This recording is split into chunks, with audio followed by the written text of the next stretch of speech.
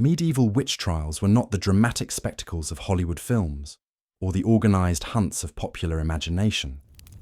They were bureaucratic proceedings, tedious legal exercises that unfolded with all the excitement of watching parchment dry in a monastery scriptorium. Between the 13th and 17th centuries, across the villages and towns of Europe, these trials followed predictable patterns, employed familiar procedures, and reached conclusions that satisfied the legal requirements of their time.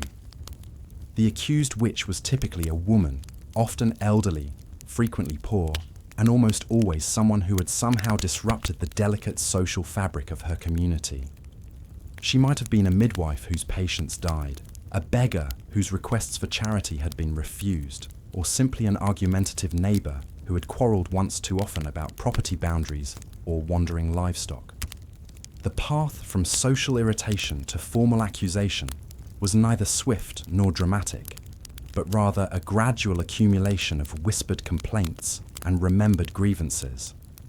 When formal charges were brought, they followed established legal procedures that varied little from region to region. The accusation would be made before local magistrates, who would record the complaint in careful Latin script. Witnesses would be called to testify, their statements transcribed by clerks who had performed this same task hundreds of times before. The accused would be held in whatever structure served as the local jail, often simply a reinforced room in the magistrate's house or a cellar beneath the town hall. The evidence presented in these trials followed predictable categories. Physical evidence might include unusual marks on the accused's body, interpreted as the devil's mark, or the discovery of objects deemed suspicious in her possession. Wax figures, herbs, or unusual stones could all serve as proof of malevolent intent.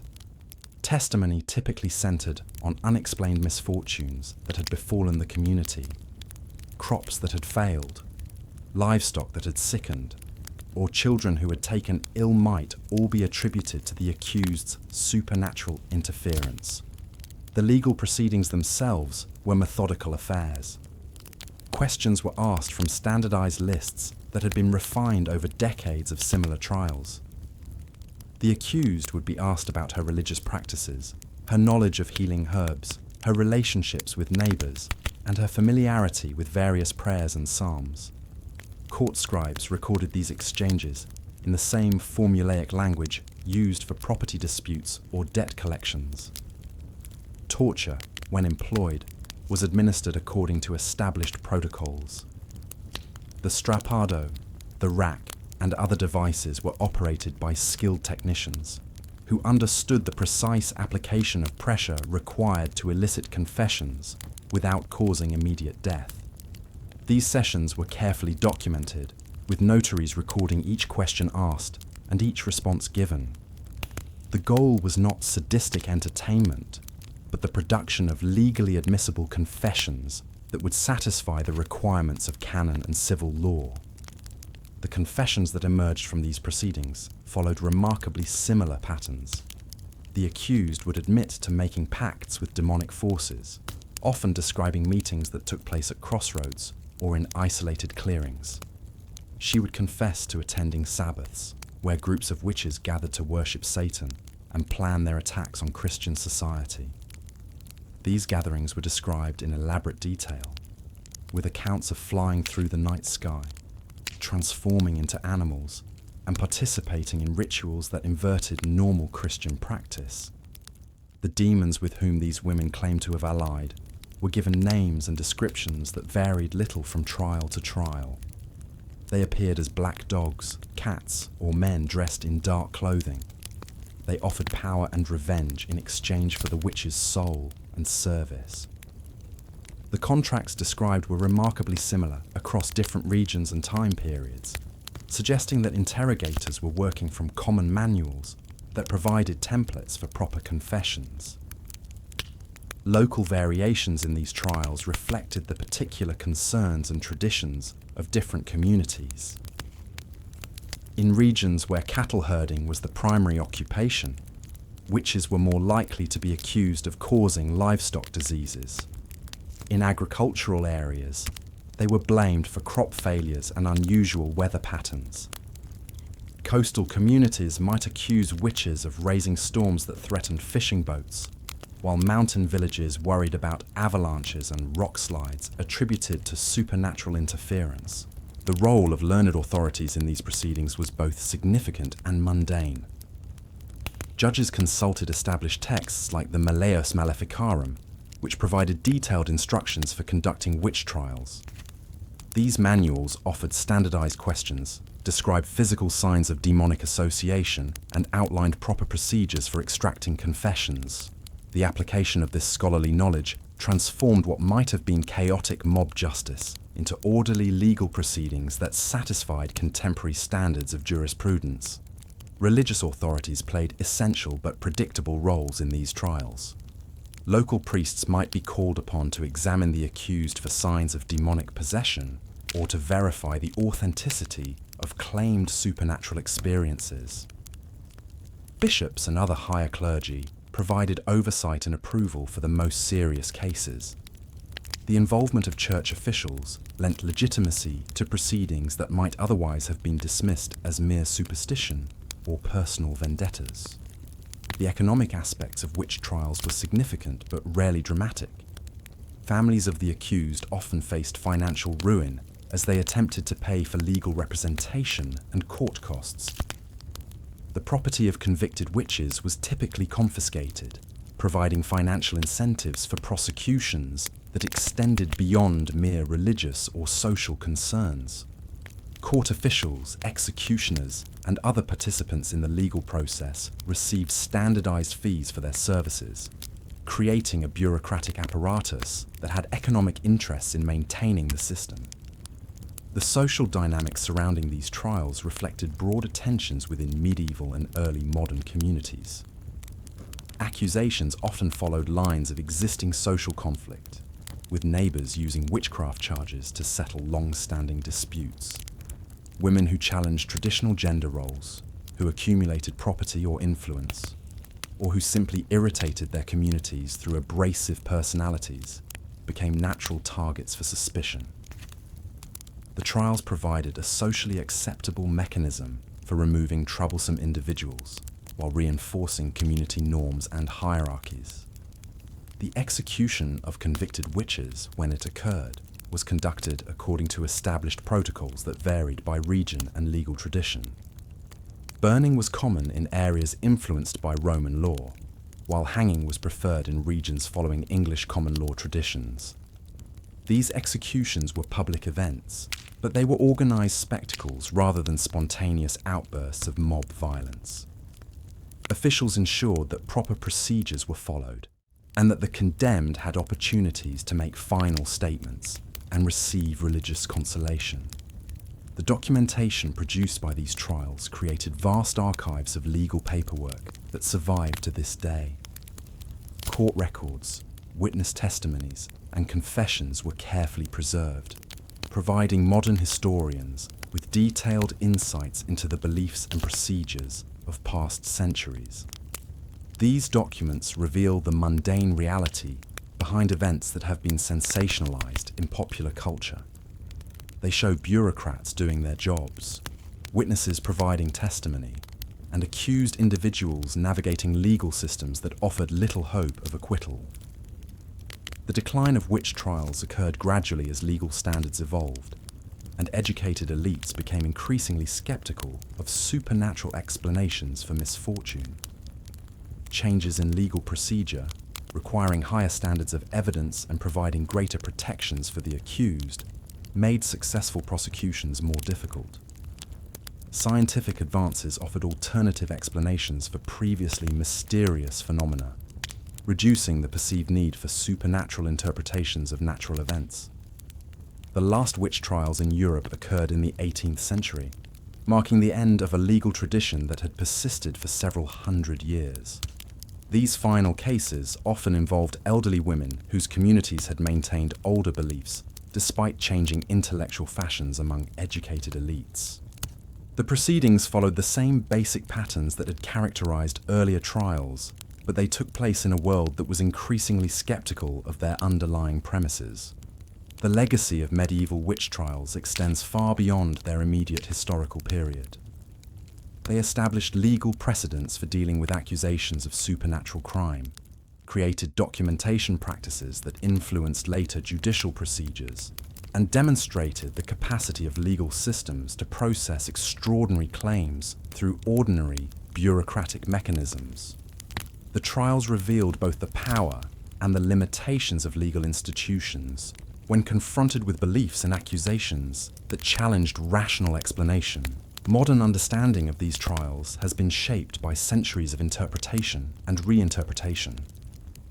Romantic writers of the 19th century emphasized their dramatic and tragic aspects, while 20th century scholars focused on their social and economic dimensions.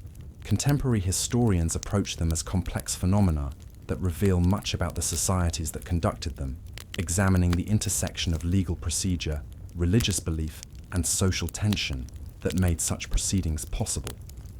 The documentation left by these trials continues to provide insights into medieval and early modern life, offering glimpses into the daily concerns of ordinary people and the ways they understood their world.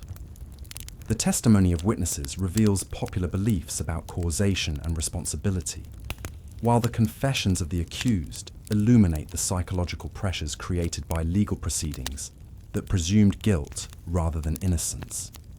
Court records show how legal institutions adapted to handle cases that challenged conventional categories of crime and punishment.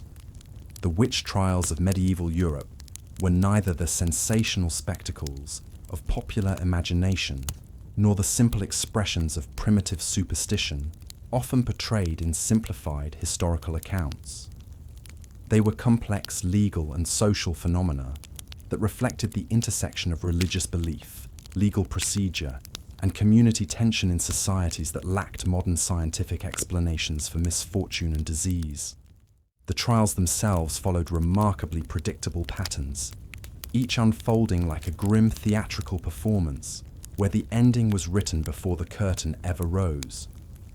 Court scribes documented these proceedings with the methodical precision of clerks recording grain shipments, their quills scratching across parchment as lives hung in the balance. The accused, usually women past childbearing age, would be brought before tribunals of learned men who approached the task of determining guilt with the confidence of mathematicians solving simple equations. Accusations typically began with whispers in market squares or during harvest seasons when misfortune struck. A cow died unexpectedly. Milk curdled without explanation. A child fell ill after crossing paths with the village widow. These everyday tragedies, once attributed to God's will or natural causes, increasingly found their explanations in the malevolent actions of neighbors who had somehow allied themselves with darker forces. The legal machinery that processed these cases operated with surprising consistency across different regions and centuries. Judges followed established protocols, consulting manuals that outlined proper procedures for extracting confessions and identifying supernatural guilt. The famous Malleus Maleficarum, published in 1487, provided a comprehensive guide for recognizing witchcraft, complete with detailed instructions for conducting interrogations and interpreting evidence. Physical examinations formed a cornerstone of these investigations. Accused individuals were stripped and searched for devil's marks, unusual blemishes or growths that supposedly indicated a pact with Satan. Moles, birthmarks, warts, or any skin irregularity could serve as damning evidence. Professional witch-finders, traveling specialists in supernatural detection, made comfortable livings by identifying these marks with the authority of medical experts. The water ordeal, or swimming test, provided another method of determination. Bound hand and foot, the accused would be lowered into a pond or river. If they floated, the water had rejected them as corrupted by evil, proving their guilt. If they sank, their innocence was confirmed posthumously, as drowning frequently accompanied vindication. This test operated on the medieval understanding that water, having been blessed in baptism, would naturally repel those who had renounced their Christian faith. Confessions were considered the gold standard of evidence, and interrogators employed various methods to obtain them. Sleep deprivation, often called watching, involved keeping suspects awake for days until exhaustion broke down their resistance. The accused would be forced to walk continuously in their cells, prevented from sitting or lying down, until delirium set in, and they began admitting to fantastic crimes they had never committed. Torture, though not universally applied, became increasingly common as trials proliferated. The strappado, where victims were suspended by their wrists, tied behind their backs, could dislocate shoulders and extract admissions of guilt within hours. Thumbscrews, leg crushers, and the rack provided additional persuasive tools for encouraging honesty. Legal documents carefully recorded these sessions, noting the exact methods used and the precise moment when confessions were offered. The confessions themselves followed remarkably similar patterns, suggesting either widespread supernatural activity or the effectiveness of leading questions. Accused witches typically admitted to attending Sabbaths, nocturnal gatherings where Satan appeared in various forms, to receive worship from his followers. These assemblies allegedly featured ritual dancing, the consumption of unbaptized infants, and group flights through the night sky on broomsticks or other household implements. Sexual congress with demonic entities featured prominently in these testimonies. Women described encounters with incubi, male demons who seduced them into carnal relationships. The devil himself was said to appear as a handsome gentleman, a goat-headed monster, or sometimes as familiar acquaintances, offering power and pleasure in exchange for souls. These relationships were described in clinical detail, with confessors noting the unusual coldness of demonic anatomy and the painful nature of supernatural intimacy. Weather magic represented another common admission. Witches confessed to raising storms, destroying crops, and causing droughts through various ritual practices. They described grinding bones to create powders that could summon hail, or performing dances that would bring killing frosts to their neighbors' fields.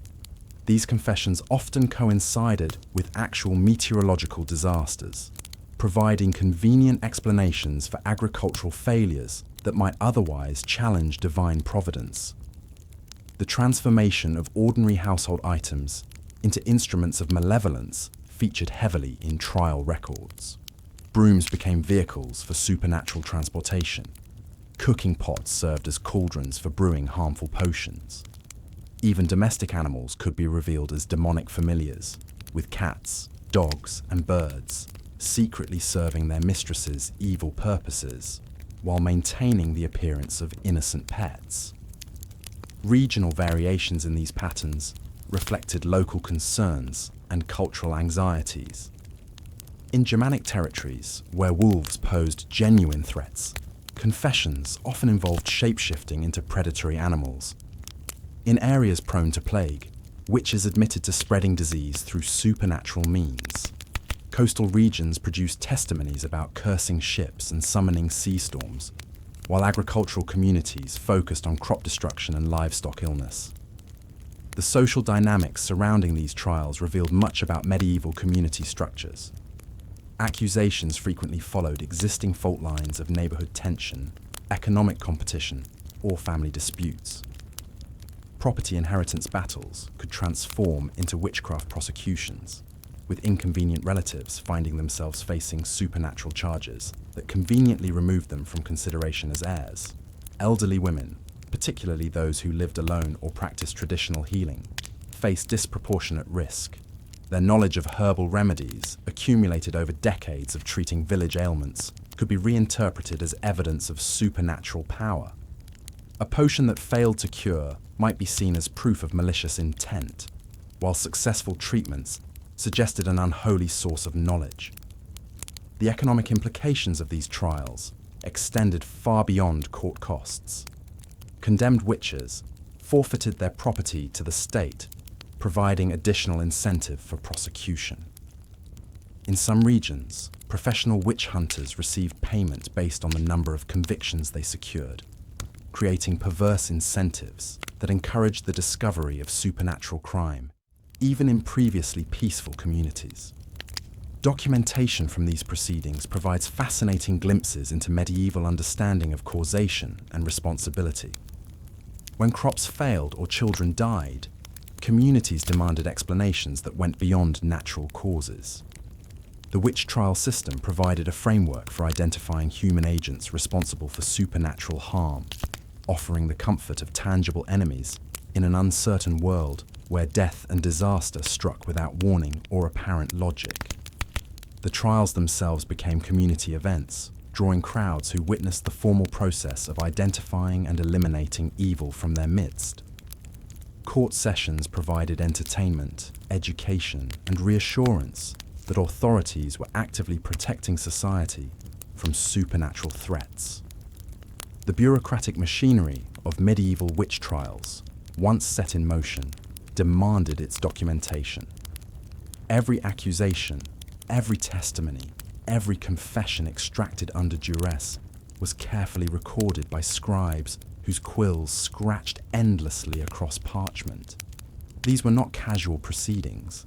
They were administrative exercises in spiritual cleansing, complete with proper paperwork, standardized procedures, and meticulous record-keeping that would make any modern bureaucrat weep with recognition. The process began with the formal accusation, typically submitted in writing to local authorities. These documents followed predictable patterns. The accused was charged with maleficium, harmful magic, often accompanied by a litany of specific grievances.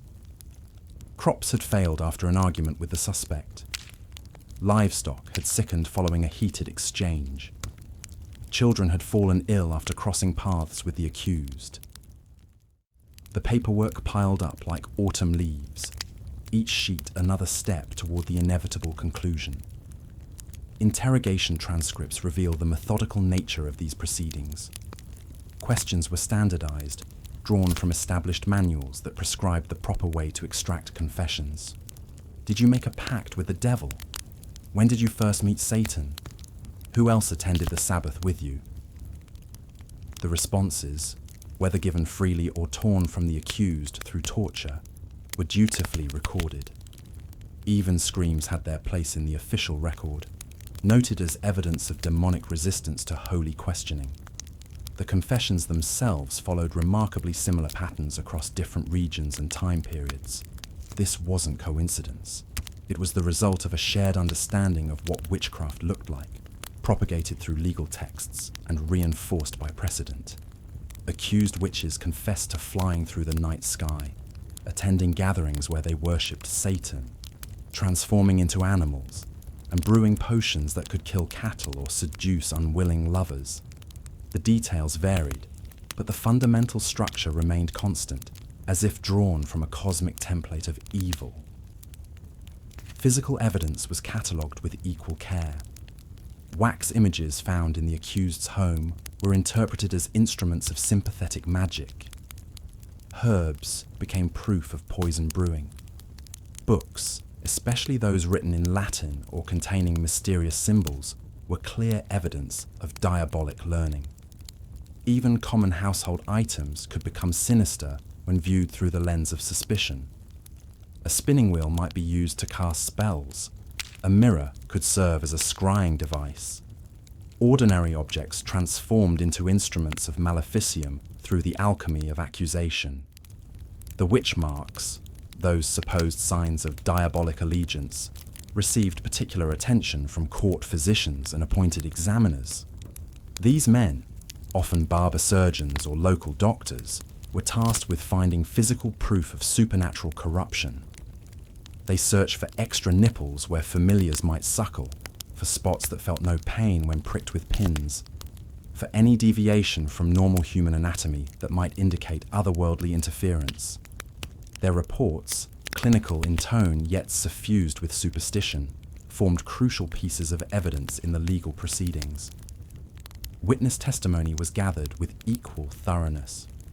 Neighbors recounted strange dreams, unusual animal behavior, and coincidental misfortunes that followed interactions with the accused. Children, considered especially vulnerable to demonic influence, were questioned about their encounters with suspected witches. Their testimony, often coached by adults who knew what answers were expected, provided some of the most damning evidence. A child's claim that the accused had appeared in their bedchamber at night, or had offered them sweets in exchange for their soul, carried enormous weight in court. The spectral evidence that plagued many witch trials presented unique challenges for court scribes. How does one document testimony about invisible spectres that only the afflicted could see? Yet these supernatural sightings were carefully recorded, complete with descriptions of ghostly appearances, demonic torments, and otherworldly visitations.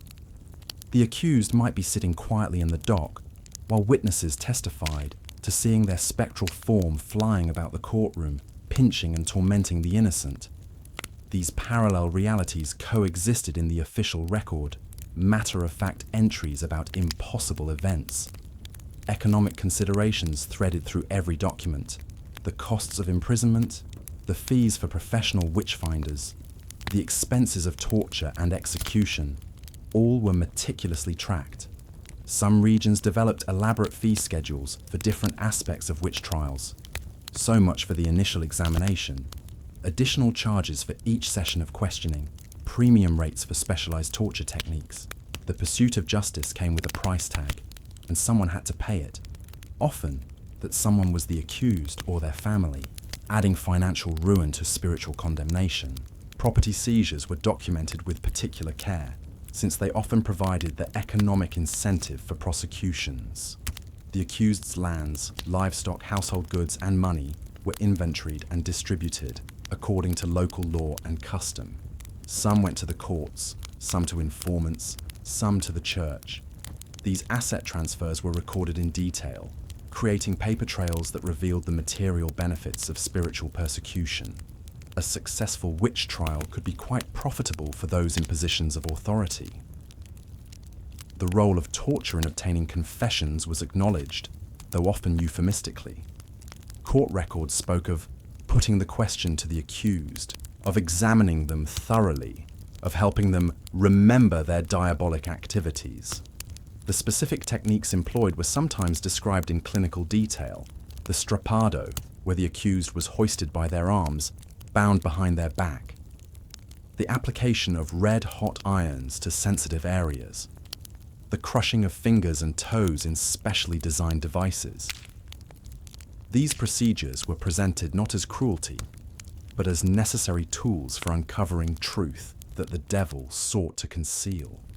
Regional variations in documentation reflect local legal traditions and cultural concerns. German territories, with their emphasis on Roman law, produced elaborate legal briefs arguing the fine points of demonic jurisprudence. English records, rooted in common law traditions, focused more heavily on witness testimony and circumstantial evidence. French documents often included detailed theological discussions about the nature of diabolic pacts and the limits of demonic power. These differences reveal how universal fears were filtered through particular legal and cultural frameworks. The appeals process, where it existed, generated its own documentary trail. Higher courts reviewed lower court decisions, sometimes overturning convictions based on procedural irregularities or insufficient evidence. These appellate documents provide glimpses of legal skepticism and procedural caution that existed alongside the more famous cases of judicial excess. Some judges demanded higher standards of proof.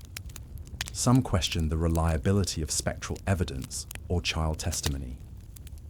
These voices of restraint, preserved in court records, remind us that not everyone was swept up in the witch-hunting fervour. Execution records were kept with grim efficiency. The date and time of death, the method employed, the behaviour of the condemned, the attendance of clergy, all were noted for posterity. Some records include final statements by the accused, though these were often formulaic confessions designed to speed the soul's passage to whatever judgment awaited. Others document last-minute recantations, desperate attempts to escape death by renouncing previous confessions. These final moments, preserved in bureaucratic prose, reveal the human drama beneath the legal machinery. The aftermath of trials generated additional paperwork. Family members petitioned for the return of seized property. Communities requested compensation for the costs of prosecution. Church authorities sought clarification about the spiritual status of the executed and their eligibility for Christian burial. These post-trial documents reveal the practical consequences of witch prosecutions, the ways in which these extraordinary legal proceedings disrupted ordinary life and left communities to sort through the wreckage. Medical reports, when they exist, provide fascinating glimpses into contemporary understanding of mental illness, physical disability, and social deviance. Court physicians examined accused witches for signs of diabolic influence, but their reports also document symptoms we might now recognize as epilepsy, schizophrenia, depression, or simple old age. These medical evaluations, couched in the language of supernatural suspicion, inadvertently preserve evidence of how physical and mental differences were interpreted through the lens of diabolic causation. The involvement of clergy in witch trials generated its own documentary tradition. Priests recorded their efforts to obtain confessions through spiritual counseling. They documented their attempts to reconcile condemned witches with the church before execution. They debated theological questions about the nature of diabolic pacts and the possibility of redemption for those who had consorted with Satan. These religious documents reveal how spiritual concerns intertwined with legal proceedings, how salvation and damnation were negotiated in the shadow of the scaffold. International correspondence between courts and legal authorities shows how information about witch prosecutions spread across political boundaries. Judges wrote to colleagues in other jurisdictions seeking advice about difficult cases. Legal scholars debated proper procedures through lengthy exchanges of letters. News of particularly spectacular trials spread through informal networks of officials, clergy, and educated observers. These documents reveal the emergence of a shared European culture of witch prosecution, a community of practice that transcended political divisions. The gradual decline of witch trials is also documented in official records, court decisions that required higher standards of evidence, legal opinions that questioned the reliability of traditional proof, administrative orders that restricted the use of torture or limited the authority of witch-finders. These documents chart the slow retreat from supernatural explanations toward more naturalistic understanding of crime and causation. They reveal how legal institutions gradually adapted to changing intellectual currents. Finally, the preservation of these records themselves tells a story. Many documents were deliberately destroyed by later generations, embarrassed by their ancestors' credulity. Others were lost through neglect, fire, or war. The surviving records, housed now in archives and libraries across Europe and America, represent only a fraction of the original documentation. Yet even these fragments provide an extraordinary window into a world where the supernatural was mundane, where bureaucracy served diabolic ends, and where the most extraordinary accusations were processed through the most ordinary administrative procedures. These thousands of pages of testimony, confessions, and legal proceedings stand as monuments to human credulity and institutional power. They document not just individual tragedies, but a collective delusion that shaped law, religion, and society for centuries. They remind us that paperwork, however meticulous, cannot transform superstition into fact. That documentation cannot make the impossible possible. Yet they also preserve, in their tedious detail, the voices of those who suffered under these proceedings, ensuring that their stories, however filtered through hostile scribes and skeptical judges, are not entirely lost to time. In the end, these records serve as both historical evidence and historical warning. They show us how ordinary people, working within ordinary institutions, can perpetrate extraordinary injustices when armed with extraordinary certainties. They remind us that the difference between justice and persecution often lies not in the procedures followed, but in the assumptions underlying those procedures. The medieval witch trial reached its inevitable crescendo not with dramatic confessions or supernatural revelations, but with the cold machinery of predetermined justice grinding toward its foregone conclusion. The court had assembled its evidence, such as it was. Witnesses had spoken their rehearsed testimonies. The accused had endured their examinations. Now came the final act of this elaborate performance, where law and superstition danced together in a carefully choreographed ritual of condemnation. The judges gathered in their chambers, away from the public eye, to deliberate what everyone already knew. These were not deliberations in any meaningful sense. They were administrative procedures, the paperwork of death dressed up as jurisprudence. The evidence, if it could be called that, lay spread before them like a catalogue of human fear. Spectral testimony from neighbours who claimed to see the accused in dreams. Physical evidence that proved nothing beyond the desperate need to find something, anything, that might justify what was about to happen. Confessions extracted through methods that would make hardened criminals weep. The typical medieval witch trial verdict followed a pattern as predictable as sunrise. Guilty, of course. Always guilty. The crime of witchcraft carried with it a presumption of guilt that no amount of evidence could overturn, because the absence of evidence was itself evidence of the devil's cunning. If a woman seemed innocent, that only proved how thoroughly Satan had corrupted her. If she appeared guilty, well, that spoke for itself. The logical trap was perfect, inescapable, designed not to discover truth, but to confirm what the community had already decided. Sentencing followed swiftly after verdict, usually within hours. There was no point in delay.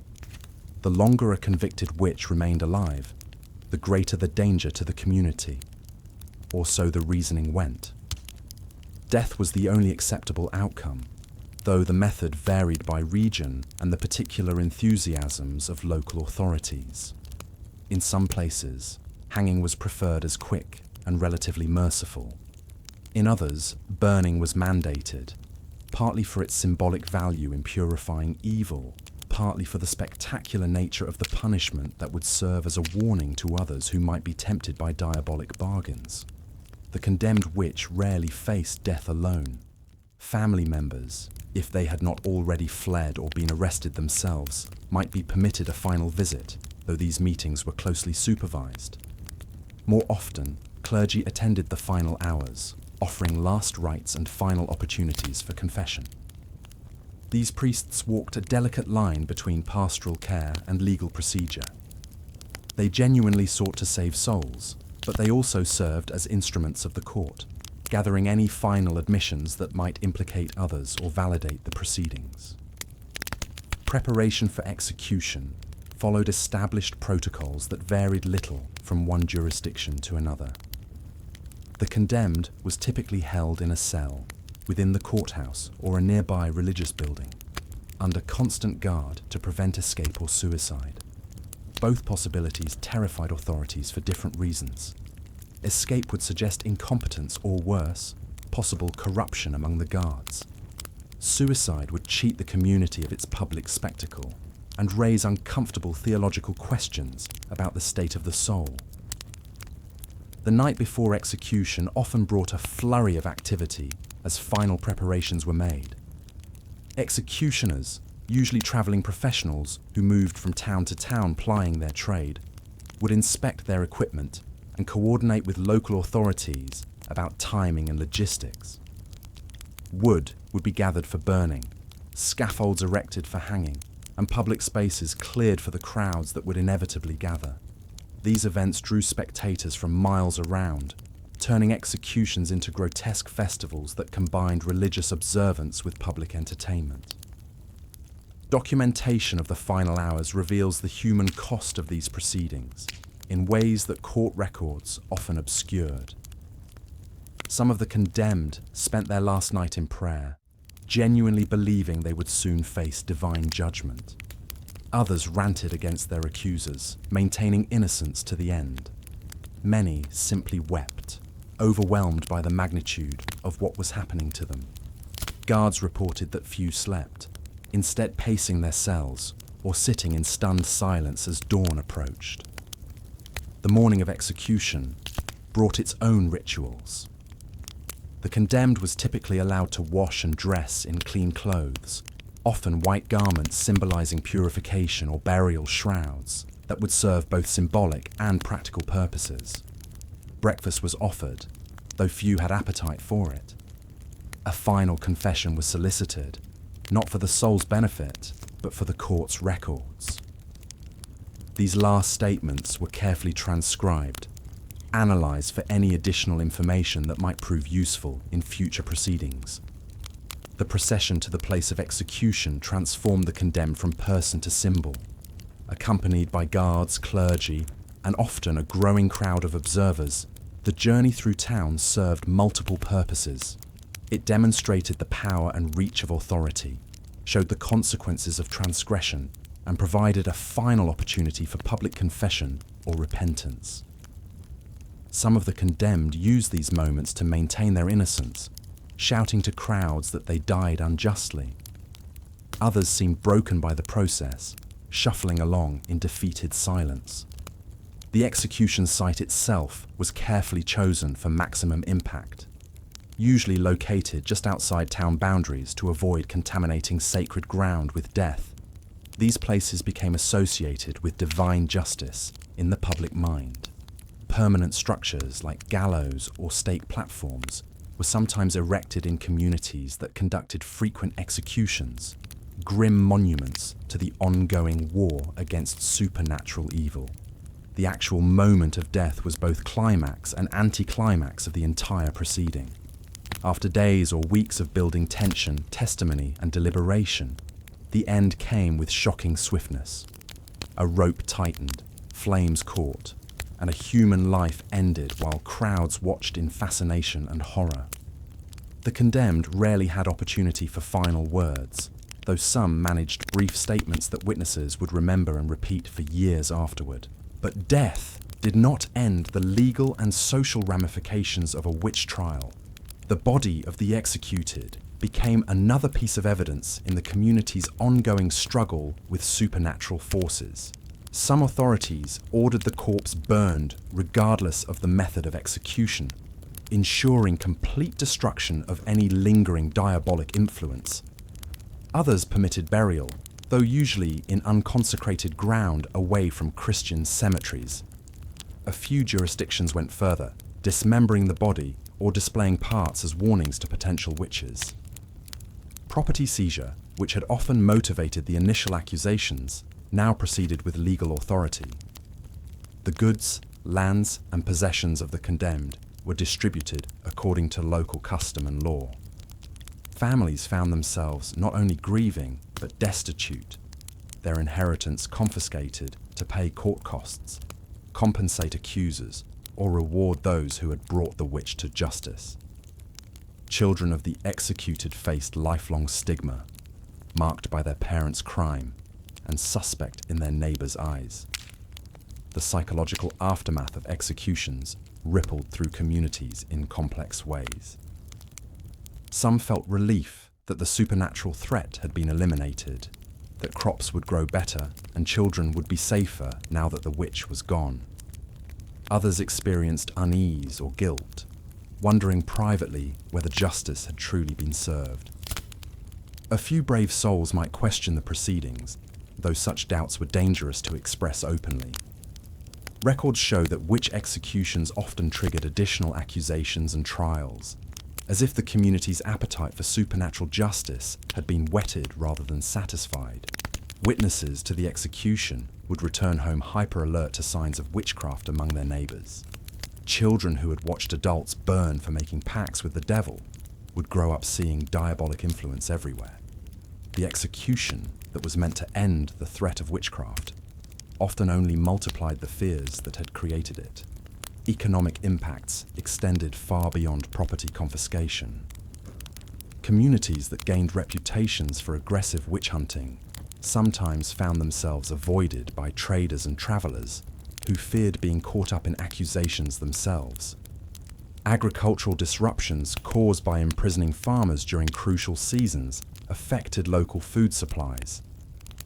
The costs of trials, executions, and maintaining prisoners strained local budgets, leading to higher taxes and fees that affected everyone. Some of the condemned managed to cheat the executioner through death in prison, whether from illness, despair, or more deliberate means. These deaths created their own complications. Families might argue that natural death proved innocence, while prosecutors contended that the devil had claimed his own before justice could be served. Bodies of those who died in custody were often treated with the same precautions as those formerly executed, burned, or buried in unconsecrated ground. The clergy's role in executions revealed deep tensions within religious communities. While some priests enthusiastically supported witch trials as necessary battles against evil, others harbored private doubts about the proceedings they were required to bless. These internal conflicts occasionally erupted into public disputes between religious authorities, adding another layer of complexity to communities already divided by accusations and counter-accusations.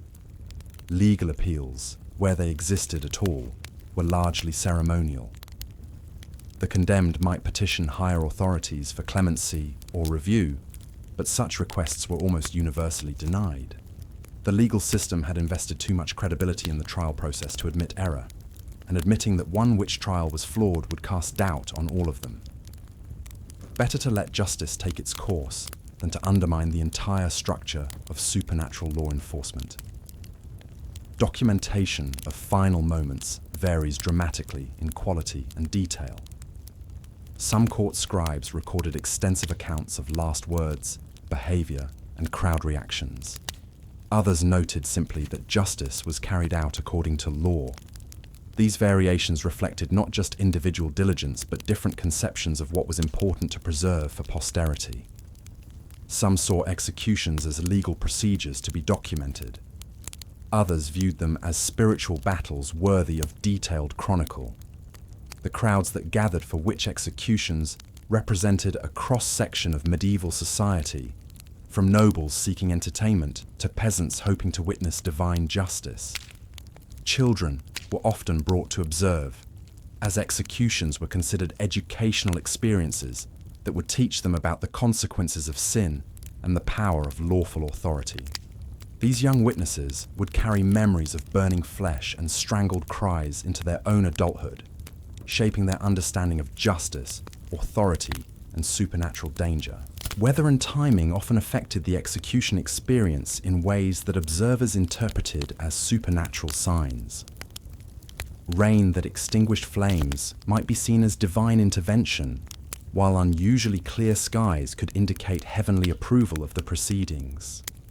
Executioners learned to account for these factors, bringing extra kindling for damp days, and scheduling events to maximize both crowd attendance and symbolic impact. The professional executioners who carried out these sentences moved through a world that both needed and reviled them. Communities required their services, but treated them as social pariahs, necessary but contaminated by their association with death. These men, for they were almost always men, developed their own culture and traditions around their grim work, passing down techniques and wisdom from master to apprentice in a profession that existed in the shadows of respectable society. Follow-up investigations sometimes revealed the inadequacy of the evidence that had condemned the executed witch. Accusations proved false, confessions were revealed as coerced, and spectral evidence was discredited by subsequent events. But such revelations came too late for the dead, and rarely led to official acknowledgement of error. The legal system protected itself by moving forward rather than looking back, initiating new trials rather than examining old ones. The families of the executed faced a peculiar form of social exile, too closely associated with the condemned to be fully trusted, yet not guilty enough to be prosecuted themselves. They occupied a liminal space in their communities. Some fled to distant places where their history was unknown. Others endured years of suspicion and exclusion, gradually rebuilding their reputations through exemplary behavior and careful conformity to social expectations. As the flames died down or the rope stopped swaying, communities began the process of returning to normal life. But normal had shifted. The witch trial and execution had changed relationships, revealed hidden animosities, and created new power structures. Those who had supported the prosecution found their positions strengthened, while those who had shown sympathy for the accused learned to keep such thoughts to themselves. The trial had not just eliminated a supposed witch, it had reshaped the entire social fabric of the community. The psychological trauma experienced by all participants in witch trials extended far beyond the immediate aftermath of execution. Accusers lived with the knowledge that their words had led to death, a burden that some carried with pride, but others found crushing. Witnesses struggled with memories of what they had seen and said, sometimes developing elaborate rationalizations to justify their participation.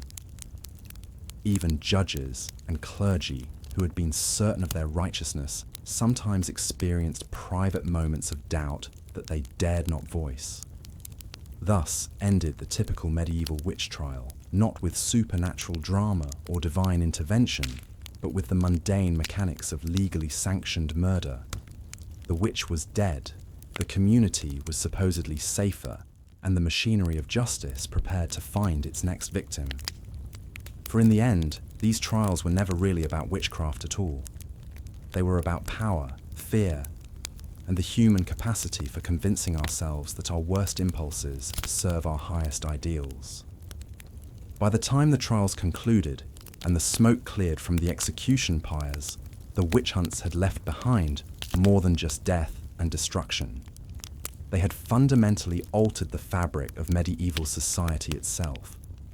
Communities that had once lived in relative harmony now found themselves fractured along lines of suspicion and fear. Neighbours who had shared bread and gossip for decades now eyed each other with wariness. The very bonds that held villages together had been tested, stretched, and in many cases, permanently severed. The economic impact was staggering in ways that modern observers often overlook. When a woman was accused of witchcraft, her property didn't simply vanish into thin air. It was systematically catalogued, assessed, and redistributed. The church and local authorities developed an entire bureaucracy around confiscation. Scribes recorded every silver spoon, every bolt of cloth, every chicken in the yard. These weren't random seizures. They were calculated transfers of wealth that often followed predictable patterns. Widows were particularly vulnerable targets, not because they were inherently more likely to practice witchcraft, but because they represented unprotected property. A woman whose husband had died often found herself in possession of land, livestock, or goods that others coveted. An accusation of witchcraft provided a convenient legal mechanism for redistribution. The accused woman would be arrested, her property seized pending trial, and even if she were somehow acquitted, the legal costs and social damage often forced her to sell whatever remained at far below market value. The trials also created a peculiar form of economic opportunity. Professional witch hunters emerged as a new class of entrepreneur. These men, often claiming special knowledge of demonic practices, would travel from town to town offering their services. They charged fees for identification, examination, and testimony. Some communities paid them per conviction, creating a perverse incentive structure that virtually guaranteed guilty verdicts. The most successful witch hunters developed reputations that preceded them, and their arrival in a town often sparked a wave of accusations and arrests. But the economics went deeper than simple property transfer. Entire industries sprouted around the trials themselves.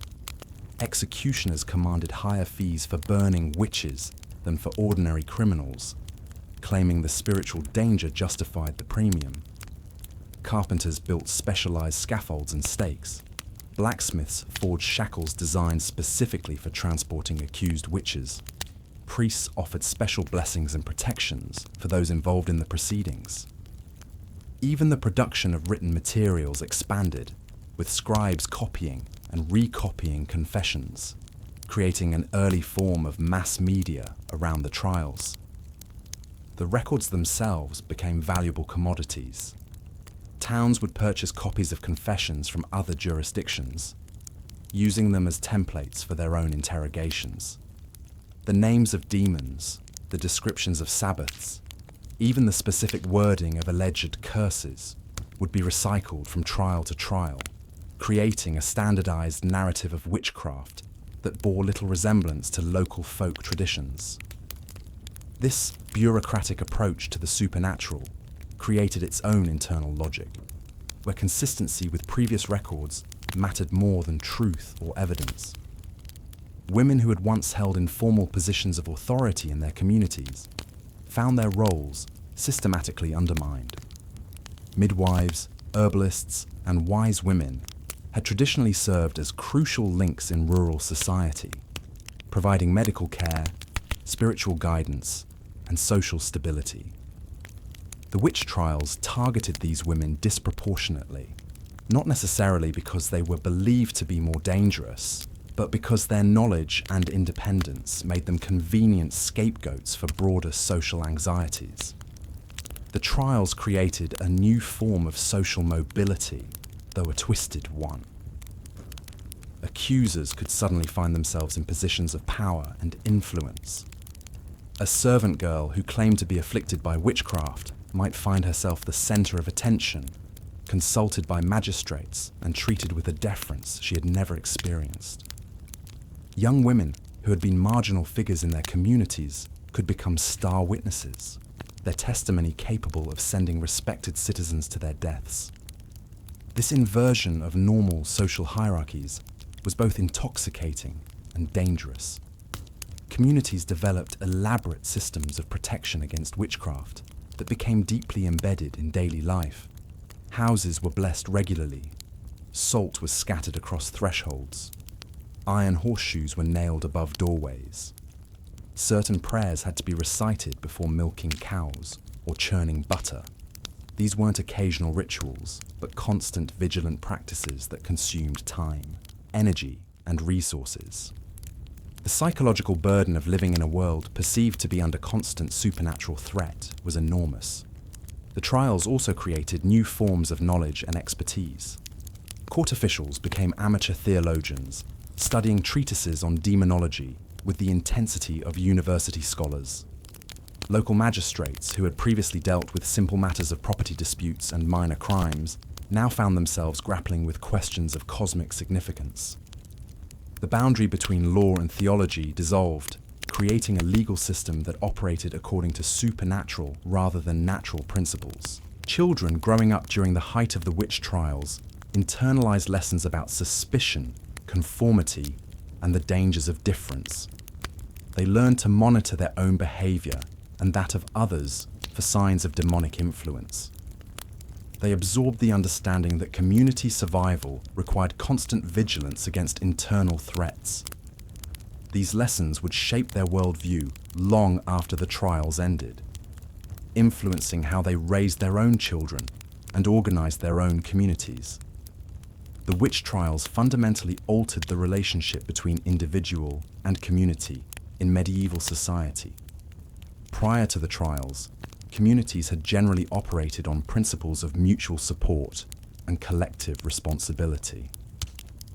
While conflicts certainly existed, they were typically resolved through negotiation, compensation, or exile. The witch trials introduced the concept of enemies within, of community members whose very existence posed an existential threat that could only be resolved through elimination. This shift had profound implications for social trust and cooperation. Economic partnerships became more cautious and formal. Marriage negotiations included considerations of spiritual as well as material compatibility. Religious observance became more performative, as public displays of piety served as protection against accusation.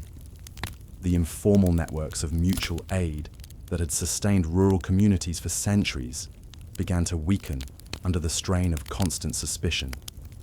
The trials created their own forms of trauma that echoed through generations. Families torn apart by accusations carried wounds that never fully healed. Children who had witnessed the execution of parents or grandparents grew up with deep psychological scars. Communities that had experienced particularly intense periods of witch hunting remained haunted by the memory, developing local traditions and taboos designed to prevent recurrence. Even as the formal trials began to decline, their impact on social relations persisted. The mechanisms of accusation, investigation, and judgment that had been developed for witchcraft cases were adapted for other forms of social control.